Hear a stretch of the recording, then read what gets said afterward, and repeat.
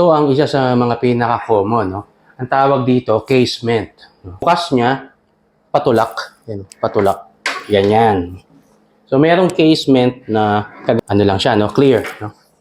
Wala siyang frames na nandun sa salamin. Ito naman yung French na casement, no? Kaya tinawag siyang French casement. Meron siyang vertical tsaka horizontal na, ayan.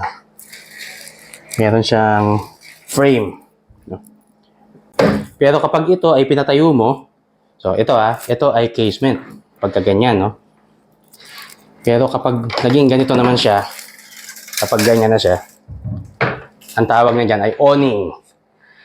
Ang casement at saka yung awning, parehong pwede mong ma-enjoy ang natural ventilation up to mga 90%. No?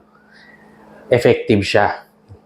So, yung butas na kinreate mo, halos 90% papasok.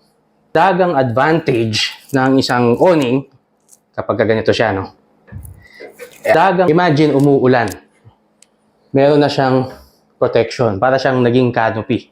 Para yung ulan hindi pumasok sa bahay mo. Kahit umuulan, pwede kang magbukas ng window. No?